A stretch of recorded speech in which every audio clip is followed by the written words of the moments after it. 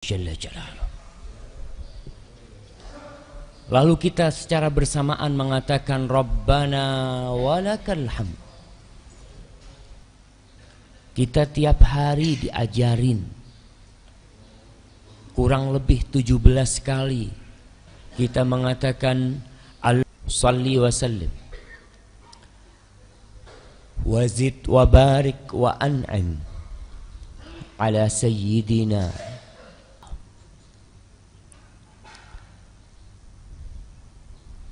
Untuk seorang nabi yang kau utus sebagai, kita pernah enggak ingin melihat wajah Rasul sallallahu alaihi wasallam? Walaupun hanya sekedar hidup sebatang kara, karena keluarganya semua diambil sama Allah. Kalau dia hidup sendirian, karena semua hartanya juga. Kali kau bersalawat buat Nabi.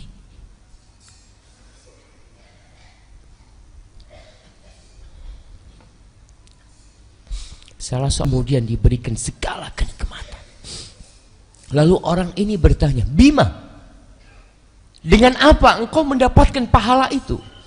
Ini pagi harinya aku buka tuh kitab Ar-Risalah dan aku dapatkan tuh salawat Imam Syafi'i buat Nabi alaihi salatu wassalam. Maka jamaah, kan perbuatan baik sekecil apapun. Dan kita tahu tidak ada yang masuk surga. Kita lihat ketika kita bekerja, kalau kita istirahat tidak di waktu istirahat, lakukan perjalanan. Lalu Nabi mengatakan, au abiru sabil, tapi kau seharusnya jadi orang. Allah Jalla Jalaluh telah menjadikan kehidupan ini sebagai tempat yang sementara, matin kehidupan itu. Ketika ada orang yang soleh dari kaumnya Nabi Musa memberikan nasihat kepada Bani Israel, Bismillahirrahmanirrahim. Ketika ada orang yang soleh dari kaumnya Nabi Musa memberikan nasihat kepada Bani Israel dan kepada orang-orang Egypt pengikut Fir'aun, dia mengatakan, wa qala alladhi amana ya qaumi ittabi'uni ahdikum sabilar rasyad. Dan berkata orang yang beriman kepada kaumnya mengatakan, ikuti aku akan tunjukkan kepada kalian jalan menuju petunjuk Allah Jalla Jalaluh, jalan kebenaran. Ya qaum, wahai kaumku, innama hadhil hayatud dunya mata wa innal akhirata hiya darul qarar. Wahai kaumku, kehidupan dunia ini cuma sebentar. Sebentar, dalam. Dan sejatinya akhirat itulah tempat istirahat yang sebenarnya. Tempat berhenti. Tempat memadu kasih dengan keluarga kita.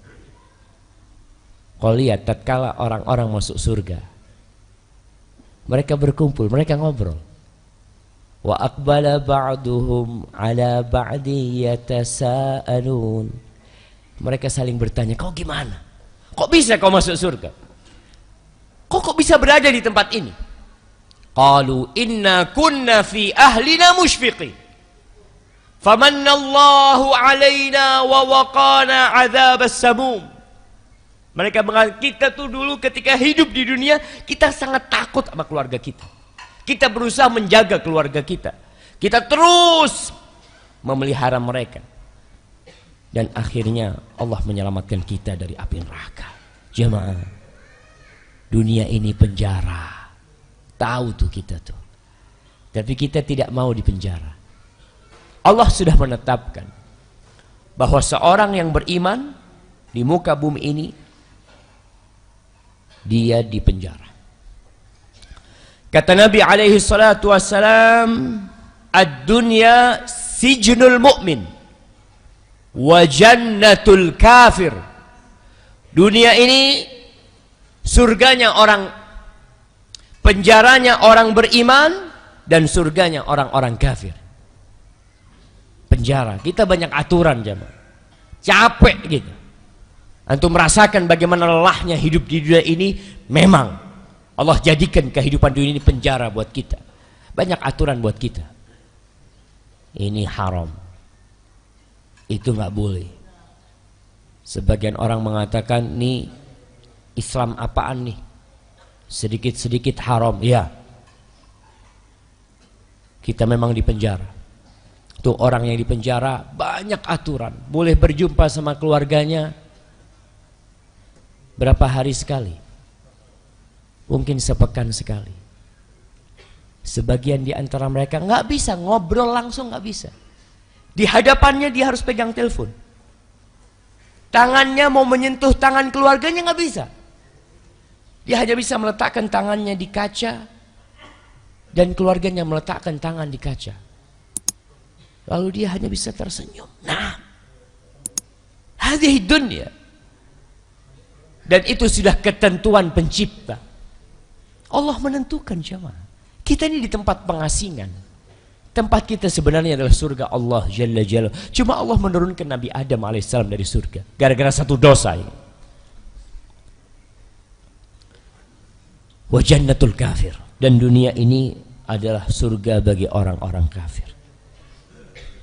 Jamaah rahimakumullah, Ali pernah diminta, Ali bin Abi Thalib radhiyallahu taala anhu diminta oleh seseorang, ya Amirul Mukminin, sif lana dunya. Wahai Amirul Mukminin, tolong kau sifatin buat kami, gimana sih dunia ini? Kayak apa nih dunia ini? Kau gambarkan supaya kita faham. Kita tidak terkecoh, kita tidak tertipu. Kayak antum kalau ingin tahu, ana mau beli mobil tuh, mobil mereknya ini. Kau tahu nggak dengan mobil itu? Iya, mobil itu kaki-kakinya nggak bagus. Mobil itu ya mungkin bodinya kelihatan bagus, tapi rapuh sebenarnya. Mesinnya masya Allah, tapi nggak akan bertahan lama. Apa kata Ali? Qal wa ma asifu laka min darin man sahha fiha amin.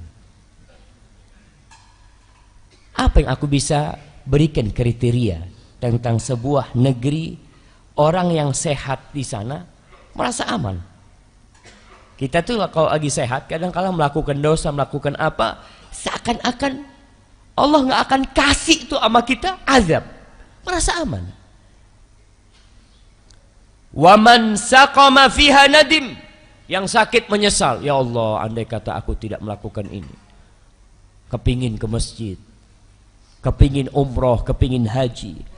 Wa man iftaqara fiha hazin, barang siapa yang fakir di dunia itu sedih hidupnya, melarat kadangkala perjalanannya.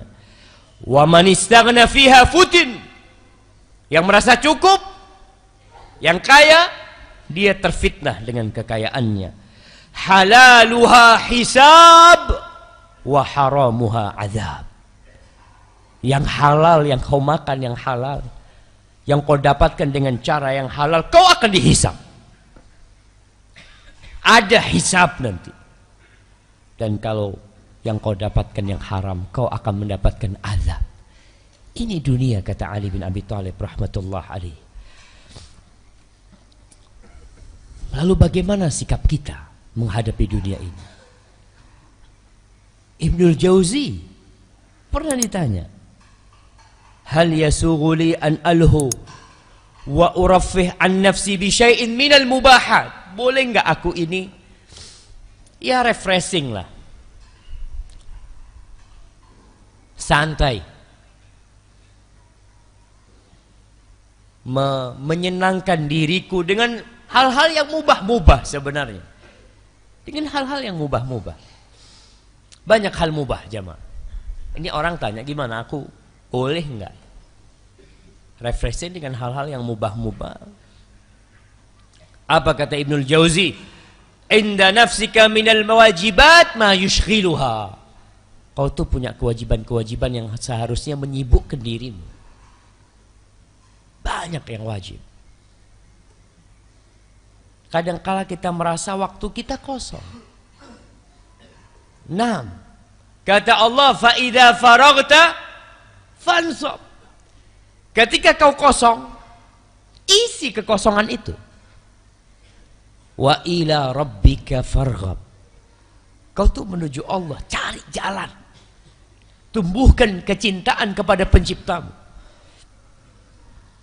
Lihat tuh, perintah-perintah Allah yang belum kita lakukan.